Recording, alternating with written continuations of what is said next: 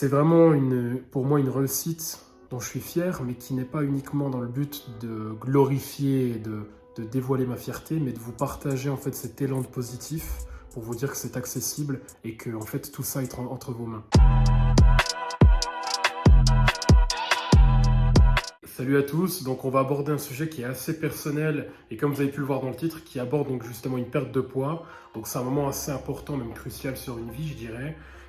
C'est des étapes, c'est de l'apprentissage, c'est de la remise en question, c'est de la souffrance. Enfin c'est pas mal de thématiques qu'on va aborder et que j'ai pu aborder justement sur mon expérience personnelle, que j'ai aujourd'hui en fait envie de vous partager. Déjà dans un premier temps, peut-être pour vous sensibiliser à certaines choses, mieux comprendre et même peut-être vous donner 2-3 conseils et 2-3 tips à ce sujet. C'est quand même quelque chose d'assez important et d'assez en fait habituel, mais on a un peu de mal à en parler ou alors on constate juste certains changements sans rentrer trop dans la profondeur. Donc allez, on est parti et je vais donc aborder ça en différentes étapes. Donc comme j'ai pu vous le mentionner, c'est en fait une perte de poids qui s'évalue en fait à 20 kg. J'ai toujours été très sportif depuis mon enfance, on est une famille de sportifs. C'est pas nouveau pour mes proches, entre guillemets, cette nouvelle-là. Mais j'ai dû malheureusement en fait arrêter pendant 1 année, voire 2 années, la pratique sportive, dû tout simplement en fait à un problème de croissance. C'est-à-dire que j'ai énormément grandi en quelques temps. Pour vous donner un ordre d'idée, quand j'avais 16 ans, je mesurais déjà 1,87 m.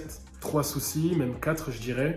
Le premier, c'est une scoliose qui était en fait à 2 emplacements, donc c'est une double scoliose. Et en plus de ça, j'avais les genoux arqués et les pieds plats. Pour un enfant qui grandit, le squelette a du mal à suivre en fait par rapport à sa poussée d'hormones et à la poussée de croissance qu'on peut avoir. Et donc tout simplement, mon médecin m'a préconisé d'arrêter totalement le sport pour laisser mon corps prendre des repères et en fait terminer cette croissance hyper rapide. Et donc j'ai dû mettre en stand-by le sport pendant un moment. L'âge de l'adolescence, quand on commence à avoir 15-16 ans, il y a les hormones qui travaillent et moi particulièrement, j'ai un métabolisme en fait qui est très lent. Et je stocke énormément les graisses. Donc en fait, à cet âge-là, plus de sport alors que j'en faisais depuis tout petit. J'avais une alimentation qui était habituelle et en quantité même, je peux vous le dire. Bon, c'est vrai que c'est quelque chose d'assez normal. Venant de mes origines, on est quand même assez bien penché sur la nourriture et sur le fait de manger en quantité. Et j'ai pris énormément de poids, énormément. J'ai envie de vous dire, cette prise de poids, elle s'est faite en fait naturellement. C'est que je ne l'ai pas vu forcément évoluer. Donc pour faire un rapide bilan, j'avais 16 ans et j'étais en seconde, je suis rentré en seconde. D'ailleurs, je vais vous mettre quelques visuels qui vous permettront de vous rendre compte un peu de ma stature. Donc j'étais beaucoup plus grand que tout le monde, beaucoup plus imposant. J'avais quand même fait déjà plus d'une dizaine d'années de sport de combat. Mais arrivé justement à mes 16 ans, pour vous donner un chiffre global, je suis monté sur la balance et ça m'a marqué, je m'en souviens très bien.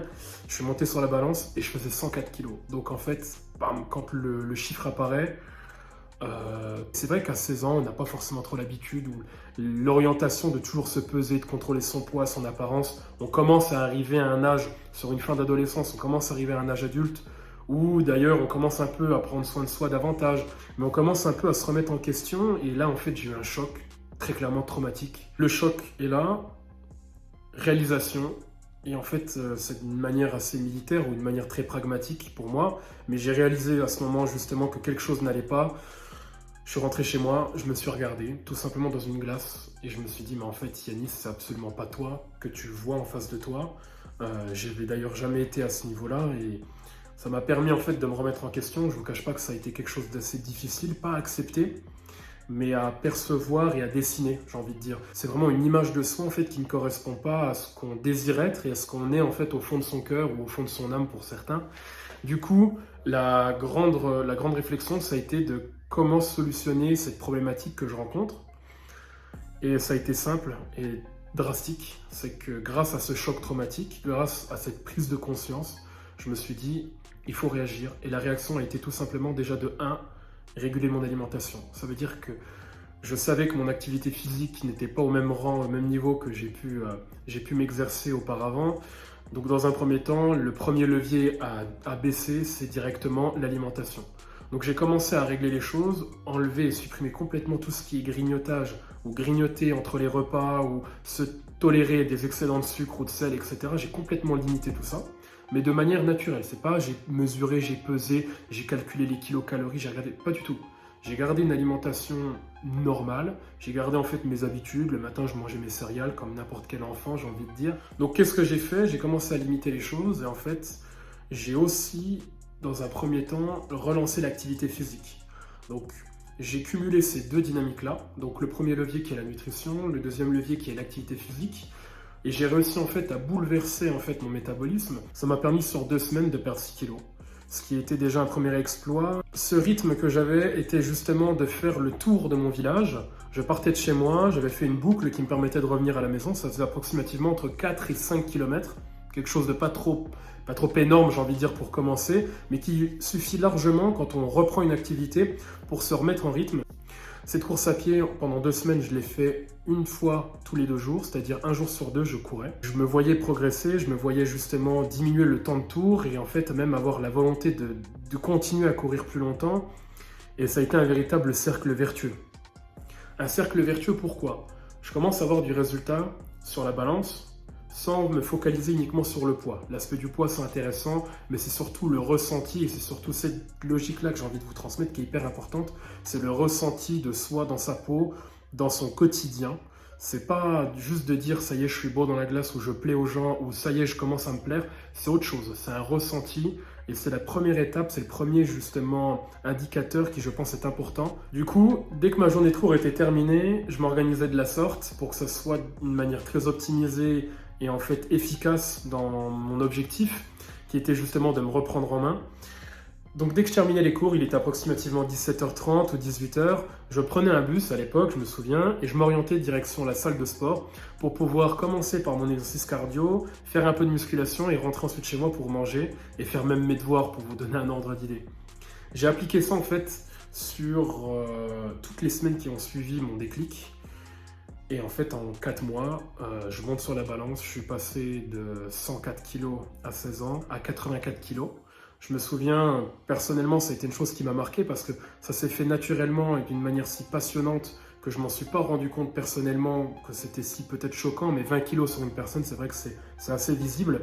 On a le visage qui change, on a une apparence physique qui est différente, on est beaucoup plus mobile et du fait d'être plus mobile aussi, on est peut-être un peu plus dynamique. Ça nous permet peut-être de se pencher un peu plus sur les autres, d'être un peu plus alerte.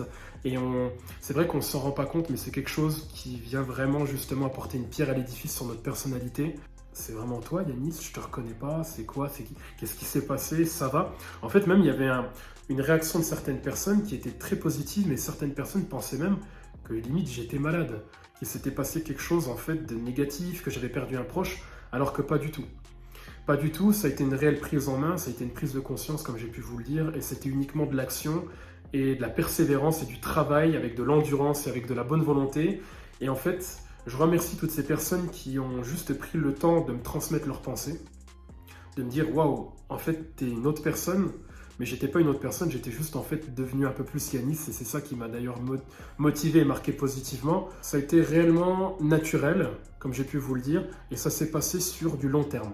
Ça veut dire que j'avais 16 ans, aujourd'hui j'en ai 24, ça fait déjà 8 ans.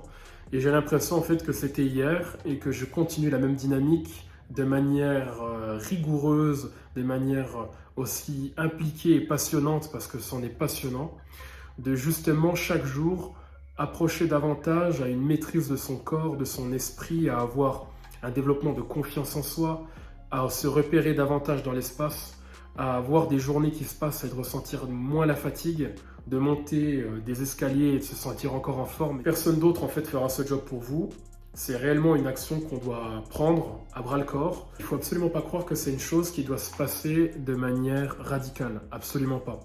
En fait, la chose qui est sympa là-dessus, c'est que chacun peut aborder cette problématique, j'ai envie de l'appeler comme ça, à sa guise, de manière douce, avec du sport, avec uniquement de l'alimentation, en réglant un peu son alimentation. Je vais vous donner un conseil et je vous transmets en fait toute cette expérience qui pour moi en fait est uniquement dans un but motivationnel, dans un but de dire que c'est accessible, que ce n'est pas que pour les autres et surtout, et c'est là où je vais vraiment en venir, c'est que c'est un sujet qui est pas forcément tabou mais qu'on n'ose pas forcément aborder avec les autres, mais c'est une chose sur laquelle il faut en parler. C'est-à-dire, vous avez vu justement des personnes qui ont réussi ou des personnes qui passent des caps ou qui changent, n'hésitez pas à leur poser des questions. avoir une certaine osmose entre son esprit et son enveloppe corporelle, je pense que sincèrement, c'est déjà le premier travail qu'on devrait tous faire, sans dire que c'est une priorité pour tous, mais pour préserver déjà de un sa santé, et de deux, d'avoir en fait sa personnalité de manière dévoilée à 100%. Pour faire un bilan justement post-perte de poids, donc comme j'ai pu vous le dire, j'ai perdu 20 kilos en 4 mois, ça s'est super bien passé. En fait, le vrai travail commence uniquement là. Enfin, c'est à ce moment-là que le travail commence réellement, et c'est à ce moment-là qu'en fait, on vous attend au tournant et que vous pouvez vous attendre au tournant. Qu'est-ce que je veux dire par là? Perdre du poids, c'est très bien, mais maintenir justement cette perte de poids, c'est mieux. Préserver cet effort. Et ça, je l'ai bien compris, je l'avais déjà anticipé avant ma perte de poids, c'est ce qui m'a permis justement de la réguler sur le long terme. Donc aujourd'hui, 8 ans plus tard, j'ai donc logiquement repris du poids parce que j'ai orienté en fait ma volonté sur un développement de ma masse musculaire.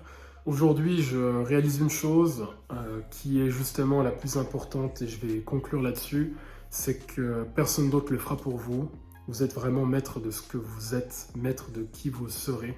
Dès que vous rencontrez une difficulté, dites-vous justement que c'est dans ces moments-là que vous progressez, c'est dans ces moments-là que vous évoluez. C'est vraiment grâce à la diversité de toutes les difficultés que vous pouvez rencontrer que vous devenez une personne meilleure. Mais la véritable personne qui fera la chose pour vous, c'est uniquement vous et personne d'autre. Et justement, cette perte de poids, avec toute la volonté du monde, malgré justement l'énergie que je peux vous transmettre, ou que n'importe quel coach peut vous transmettre, si vous n'êtes pas acteur de votre volonté, vous n'atteindrez jamais votre objectif personnel et c'est personne d'autre qui le fera à votre place. En tout cas, merci infiniment pour votre écoute, pour la considération et en fait, ça a été un immense plaisir pour moi. N'hésitez pas à me partager vos questions, vos réflexions, vos idées ou même vos remarques, que ce soit en commentaire, que ce soit directement par message. Vous pouvez me contacter directement sur les réseaux. C'est avec grand plaisir d'échanger avec vous. N'hésite pas à me donner un petit peu de force, s'il te plaît.